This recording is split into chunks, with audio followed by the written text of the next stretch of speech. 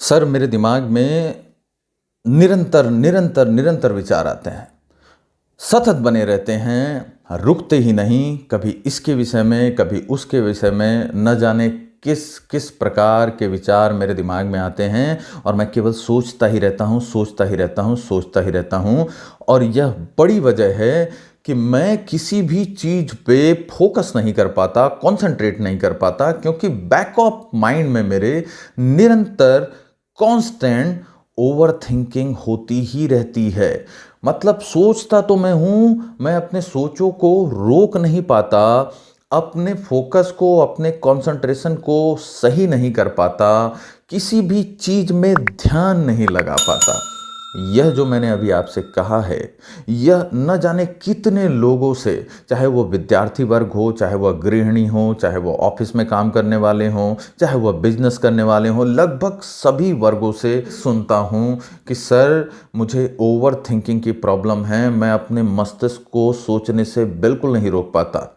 तो over thinking को रोकने के लिए सबसे पहले हमें यह समझना होगा कि ओवर थिंकिंग होता क्यों है। भाई, कोई भी चीज जब हम देखते हैं कि समस्या बन रही है और इसको हल करना है, तो सबसे पहले आपको यह जानना जरूरी है कि यह समस्या बन क्यों रही है। अब लोग जो कहते हैं कि साहब ओवर थिंकिंग होती है, अब स्टूडेंट वर्ग आएगा, वो कहेगा सर, मैं रिजल्ट के बारे में सोचता रहता हूँ, मैं अपनी पढ़ाई कैसे चल रही है इसके बारे में सोचता रहता हूँ। गृहिणी आती है, वो बोलती है कि मैं पति के बारे में सोचती रहती हूँ, सास के बारे में सोचती रहती हूँ, घर परिवार कैसे चलेगा ये सोचती रहती हूँ। बिजनेसमैन आता है, वो अपने लोन के बारे में सोचता रहता है, वह अपने बिजनेस के फंक्शनिंग के बारे में सोचता रहता है। और ये जो विचार हैं, ये रुक नहीं रहे, ये चलते जा रहे हैं, ये चलते जा रहे हैं। वह मुझसे कहते हैं कि सर, आप कृपया करके कोई युक्ति बताइए, कोई तरीका बताइए जिससे ये ओवर थिंकिंग ठीक हो जाए। तो आज जो मैं आपको बताने जा रहा हूं, हो सकता है वो आपके लिए बहुत बहुत बहुत लाभदायक हो।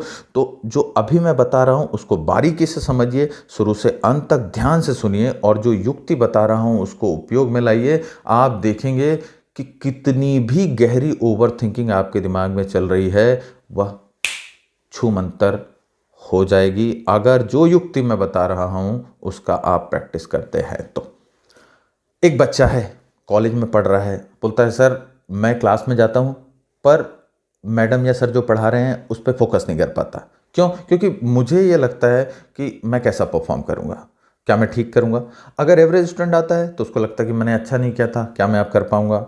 और ज़्यादातर आपको आश्चर्य होगा कि जो पेशेंट्स हमारे पास आते हैं वो टॉपर्स होते हैं, और उनकी बहुत ही कॉमन प्रॉब्लम होती है कि क्या मैं अपने परफॉर्मेंस को रिपीट कर पाऊंगा, क्या मैं फिर से टॉप कर पाऊंगा या नहीं कर पाऊंगा। और यह जो थिंकिंग है वह इतनी ज़्यादा बारंबार हो रही है, रिपीटिटिवली हो रही है, कि वह फोकस नहीं कर पा रहे हैं, कॉन्सेंट्रेट नहीं कर पा रहे हैं। तो आप समझ गए कि प्रॉब्लम क्यों हो रही है। आपके सोच के चेन के होने के कारण। क्या मैं टॉप कर पाऊंगा, ये एक विचार। हाँ, मैं टॉप कर पाऊंगा। अगर ये दूसरा आता है तो तीसरा आता है, क्या मैं पक्का टॉप कर पाऊंगा। हाँ, मैं टॉप कर पाऊंगा। क्या मैं यकीन से टॉप कर पाऊंगा। अब 100% यकीन से कहा नहीं जा सकता, हो सकता है आप करो, हो सकता है ना भी कर पाओ। अगर मैं टॉप नहीं कर पाया तो आप देख रहे हैं, विचार एक आया था, क्या मैं टॉप कर पाऊंगा, फिर वह दूसरा विचार बना, फिर तीसरा, फिर चौथा, फिर पांचवा। लेकिन ये विचार इस तरीके से चेन वाइज मैनर पे बढ़ क्यों रहे। अगर गहराई से आप सोचिए तो ये बढ़ क्यों रहे हैं। अगर आपको समझ में आया हो तो मुझे कमेंट में बताइए। बढ़ने की वजह आप खुद हैं। अब आप कहेंगे सर, हम तो परेशान हैं, हम तो पीड़ित हैं, आप कह रहे हैं कि हम ही वजह हैं। बिल्कुल आप वजह हैं। क्यों? क्योंकि विचार का आना नॉर्मल है, लेकिन विचार से जुड़ जाना आपका, ये नॉर्मल नहीं है। मानव मस्तिष्क में हजारों विचार आते हैं दिमाग में। आप जाके देखिएगा, अभी गूगल महाराज से पूछिएगा कि मानव मस्तिष्क में दिन में कितने विचार आते हैं। आप आश्चर्यचकित हो जाएंगे कि मानव मस्तिष्क में 1000 विचार आते हैं। आप खुद सोचिए, आपको लगता है 1000 विचार आते हैं? नहीं। अगर स्टूडेंट है तो अपने पढ़ाई के लिए परेशान रहता है। अगर कोई बिजनेसमैन है, वो अपने बिजनेस को लेके, फैमिली को लेके, आपको लगेगा आपके जीवन की 2-4 समस्याएं हैं, लेकिन विचार बहुत हैं। तो जो आप समस्या समझते हैं, उन विचारों से आप जुड़ जाते हैं और उन विचारों से जुड़कर अन्य विचार पैदा होते हैं, फिर और पैदा होते हैं, फिर और पैदा होते हैं। अब या तो आप कोशिश करते हैं कि नहीं नहीं नहीं नहीं, बंद करो इन विचारों को, मुझे नहीं सुनना, मुझे नहीं सोचना। या तो आप उस विचार से जुड़ गए जिससे अन्य विचार पैदा हुआ, या तो आपने उस विचार को, जो भी एक मस्तिष्क में आपके विचार आया था, युद्ध ले लिया, आप उसके साथ वॉर में लग गए। चलिए इसका बहुत छोटा एग्जाम्पल, लाइव एग्जाम्पल अभी आपके सामने बोलता हूं। आप कुछ भी रंग सोच लीजिए, पर येलो कलर आपके दिमाग में नहीं आना चाहिए। कोई भी रंग सोचिए आप, येलो कलर मत सोचिएगा। कमेंट करके मुझे बताइए कि सबसे पहला रंग जो आपके दिमाग में आया वो क्या था। मुझे पता है वो क्या था।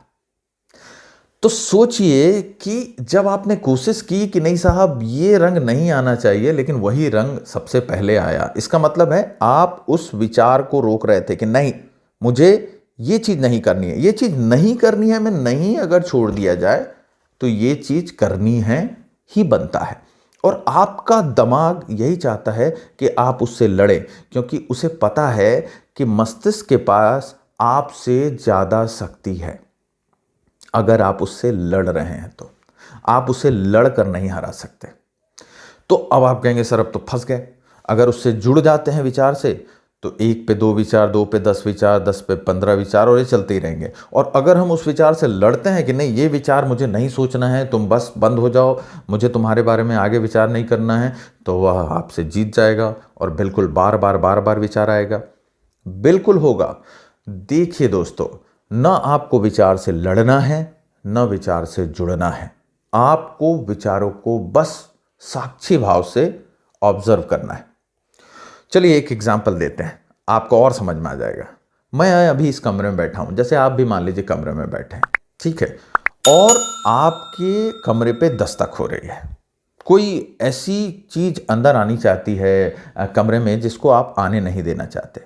मान लीजिए वो विचार है, आप दरवाजा नहीं खोलना देना चाहते, वो दस्तक करेगा, दस्तक करता जाएगा। क्यों? क्योंकि आप रोक रहे हैं।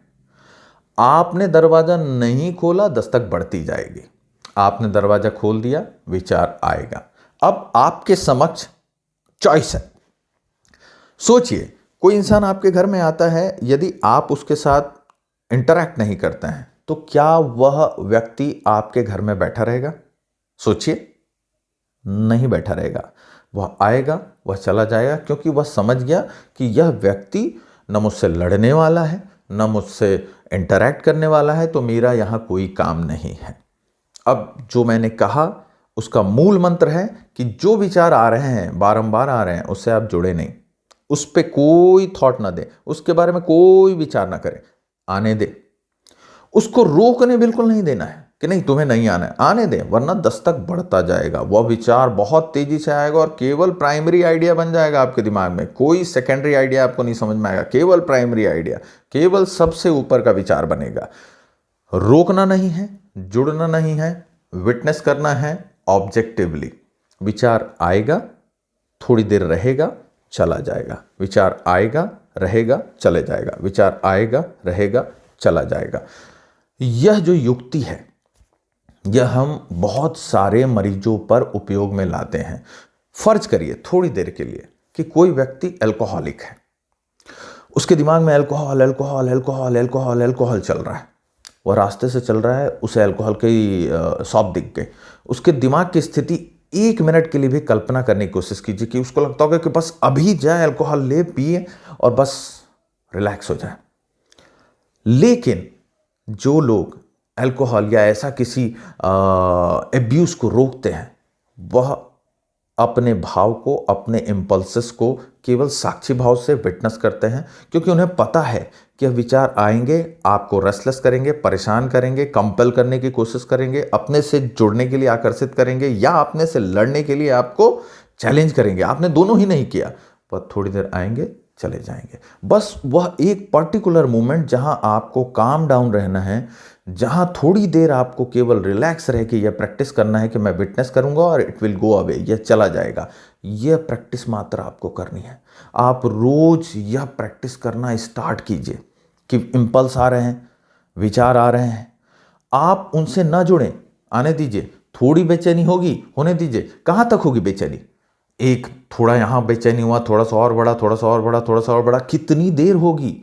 आपके अंदर की जो बेचैनी, जो रेस्टलेस है कि आप एड्रेस नहीं कर रहे हैं उस विचार को, आप उसको वैल्यू नहीं कर रहे हैं, वह थोड़ी देर विचार आपको रेस्टलेस करने की कोशिश करेगा। वह रेस्टलेसनेस का फेज, वह कुछ सेकंड्स का, वह कुछ मिनट्स का फेज अगर आपने गुजार लिया, तो यह जो ओवर थिंकिंग का चेन बनना था, यह जो रिपीटिटिवली थॉट्स आने थे, वह गायब हो जाएंगे। वह बिल्कुल ही आपके मस्तिष्क से चले जाएंगे और आप यह ओवर थिंकिंग की समस्या से बाहर निकल आएंगे। तो दोस्तों, इसे प्रैक्टिस कीजिए और निश्चित बात है कि it will take some time, it will take your some effort.